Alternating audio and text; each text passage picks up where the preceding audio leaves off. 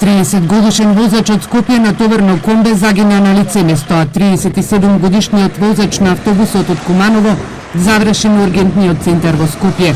По тешката сообраќајна несреќа што се случи синоќа на патот Веле-Штип кај клучката за Ново село. Во општата болница во Веле сутринава е мирно. Овде до 2 часот имало мешаница.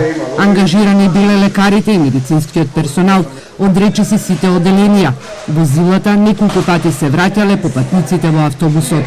Вкупно негде 20 пациенти се донесени, од кои што еден беше потешко повреден, со повреда на подколеница, повреда на глава, кополи травма, тој е испратен на ургентен центар.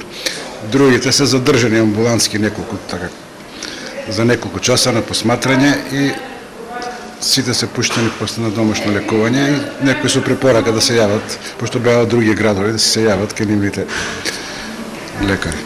Началникот на ортопедија во Велешката болница за Телма вели дека низ годините ова е трета ваква несреќа со повеќе повредени. Од лекарскиот аспект поминала полесно, бидејќи повредените патници се со полесни повреди. Ова немаше толку со тешки повреди, претходната што беше имаше со потешки повреди и со смртни случаи што завршија по клиниките и така. Патниците кои биле цели семејства со деца во автобусот, собрани од повеќе градови во земјава, патувале кон Бугарија, кон плажите на Црното море. По несреќата сите се вратени дома.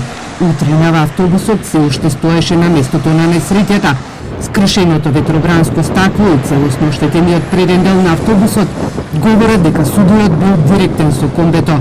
Полициски службеници по наредба на јавен обвинител се уште го чуваат автобусот и го регулираат сообраќајот на местото на несреќата. По завршениот увид од страна на јавен обвинител треба да се утврдат причините за тешката несреќа на патот Веле-Штип.